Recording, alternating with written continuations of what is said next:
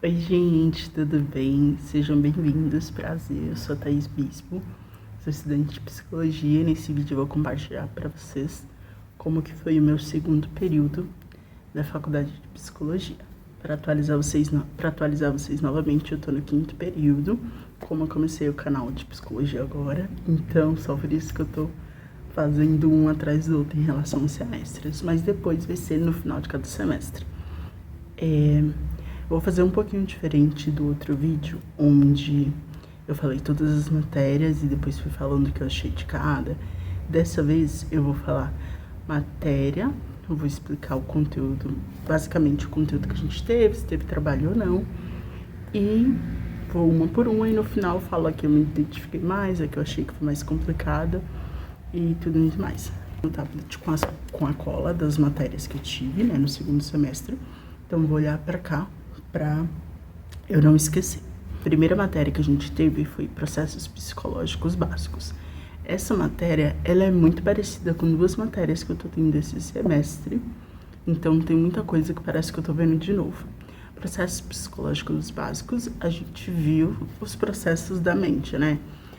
Atenção, memória, também a gente viu as patologias que podem vir com isso, então a gente viu sobre amnésia, sobre Alzheimer, vimos a diferença entre delírio e delirium.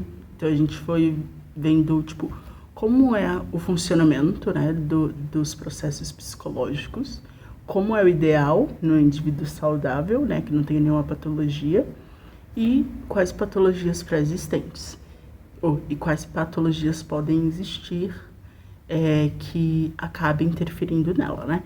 Então essa matéria, a gente viu mais ou menos isso. Nessa matéria a gente teve um trabalho, só que esse trabalho foi a APS. Como a APS é meio que considerada uma matéria à parte, então eu volto nessa matéria depois. Essa matéria, ela aconteceu de forma presencial. A segunda matéria, que também foi presencial, foi ética profissional.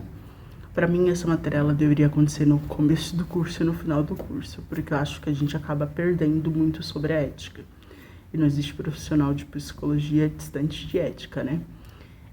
Nela a gente viu todo o código de ética, a gente viu questões morais, questões éticas. O professor jogou muitas coisas polêmicas para a gente debater. Ele era muito inteligente, então eu achei muito bom. Só que no começo a matéria dele foi muito maçante, porque ele colocava muito texto nos slides. Então a sala não conseguia muito absorver. Eu conseguia porque eu gosto desse tema, né, sobre ética, né? Eu e algumas pessoas. Mas a maioria que não gostava tinha muita dificuldade. Então a gente conversou com ele, ele mudou a metodologia. Maravilhoso, ficou maravilhoso. Porque ele tinha um conhecimento, mas quando se tratava de slides ficava muito sobrecarregado pra gente, por cursar à noite também. A gente teve trabalho também e eu falo junto com a APS.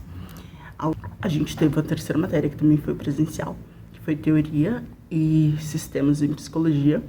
Nessa matéria, o objetivo era a gente conhecer todas as abordagens, passar por cada uma delas, entender mais ou menos como que funciona cada uma. Porém, a gente teve uma dificuldade com a professora, que ela falava muito mais sobre psicanálise, né? Então, a gente acabou ouvindo o semestre inteiro sobre psicanálise e a gente não ouviu sobre o restante que era pra gente ouvir. Então, eu estudei, não sei, eu e o meu grupo, a gente estudou por fora para aprender realmente o conteúdo, porque também foi aquilo que foi cobrado na hora da prova. Então essa matéria acabou sendo um pouco difícil. Agora a gente vai para as matérias que eu tive de forma online. Eu tive 3 matérias presenciais e 3 matérias online. A primeira é Psicologia do Desenvolvimento e Teorias de Aprendizagem. É diferente da que eu tive no primeiro semestre. Nessa a gente viu como que o desenvolvimento cognitivo, psicomotor, auxilia no processo de aprendizagem, distúrbio de aprendizagem. A gente viu também desde criança até o adulto. Aqui a gente viu os autores que influenciam nas teorias de aprendizagem, como Piaget, Vygotsky, Vallon, entre outros. Essa foi uma matéria muito boa de aprender, só que eu tive muita dificuldade na hora de fazer as provas. Parecia que o que eu tinha absorvido eu não conseguia colocar para fora. Mas é algo que eu fui percebendo em todas as matérias EAD. As provas não a prova do sistema, a prova que a gente fazia na faculdade, que era a AVA 2, como era? Que era a avaliação 2, ela não batia com o conteúdo que estava disponibilizado, então isso acabava atrapalhando muito. Aí a segunda matéria que a gente teve de forma online foi de forma EAD, foi comunicação e expressão. Nessa matéria, a gente viu sobre os meios de comunicação, sobre as formas de se expressar, sobre uma comunicação também, sobre comunicação não violenta, a importância da comunicação, como que foi o processo evolutivo da comunicação, então foi muito legal. A outra foi online também, que eu chorei, porque era para ser matéria presencial, foi genética. Porque eu chorei, porque nos vídeos que eu assisti, todo mundo que fazia psicologia, que fazia genética ou qualquer outro curso, ia pro laboratório, fazia teste de DNA e outras coisas. E a gente teve online, então eu sinto que é uma defasagem também. Já essa matéria não foi difícil de absorver o conteúdo, mas eu sinto que a gente perdeu muito por não ter ido pra prática, né? E é isso. Então essas foram as matérias que a gente teve. Vou falar qual foi a que eu mais gostei online e presencial, as que eu menos gostei. A que eu mais gostei foi processos psicológicos básicos, e a que eu menos gostei presencial foi teorias de sistemas psicológicos, porque eu menos gostei por conta da didática da professora e não pelo conteúdo. E já processos psicológicos foi pelo conteúdo e pela didática da professora. A que eu menos gostei online foi genética, por ter sido online, sendo que eu acho que precisava ser presencial. E a que eu mais gostei foi psicologia do desenvolvimento. Muito gostoso, amei essa matéria. Teorias e sistemas, a gente teve um trabalho que tinha que falar sobre um dos pontos que a gente aprendeu no semestre, e a gente escolheu falar sobre inconsciente. Foi um trabalho bem bestinha, foi mais uma pesquisa, assim, um trabalho bem tranquilo, foi uma pesquisa, assim, de bibliografia só. Foi muito tranquilo. Em ética, ética vai ser o último porque foi muito bom.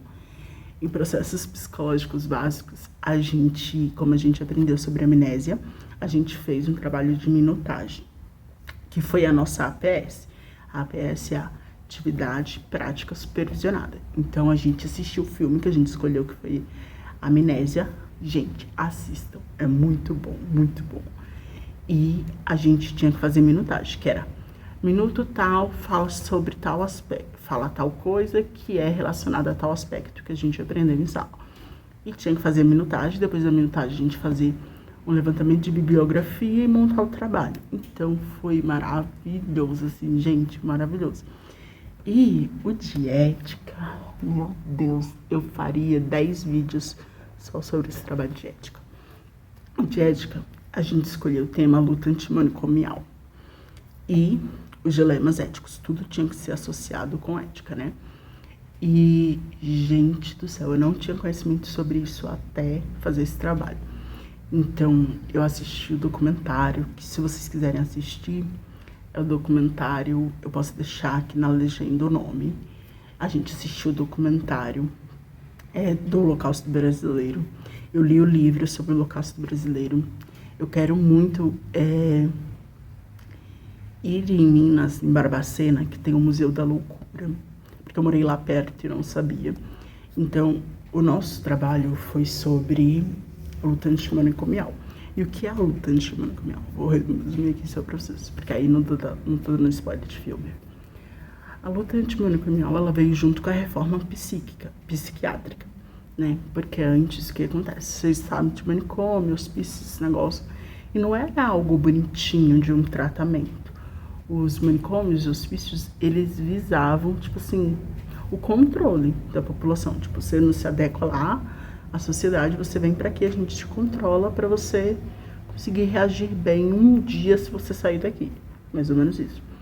E a luta antimanicomial foi uma luta entre os profissionais de saúde, os próprios pacientes e as famílias, aquelas que discordavam, né, disso, porque uma grande maioria concordava. Aí foi começando a luta, teve a reforma. A partir da reforma foram nascendo várias coisas. Uma das coisas que surgiu foi os CAPs, os serviços de residência terapêutica, que são as SRTs, e vários outros instrumentos da saúde no SUS para assistir a população que tem algum transtorno psíquico ou que sofre de alguma coisa em saúde mental. Então, se a gente tem essa assistência hoje, foi graças à luta antimanicomial. Então, esse trabalho, tipo assim, me quebrou o coração. Foi muito, tipo assim, meu Deus do céu, sou apaixonada por esse trabalho. E para mim, que hoje atualmente trabalho, estagio no SUS, mano, esse conhecimento prévio sobre a luta antimanicomial fez muita diferença. Por isso que eu falei que eu ia deixar ele por último, porque para mim ganhou meu coração. E é isso. O segundo semestre foi mais intenso em relação à minha rotina, onde eu estava trabalhando. E também eu tinha uns projetos de vida, né, pessoais. Então, por conta disso, terminou o segundo semestre, eu tranquei a faculdade e só abri um ano depois. Então, no próximo vídeo, que for sobre o terceiro semestre, vocês vão notar algumas diferenças que eu vou trazer, tá bom? Espero muito que vocês tenham gostado do vídeo. Se vocês gostou, espero vocês no próximo. Beijos!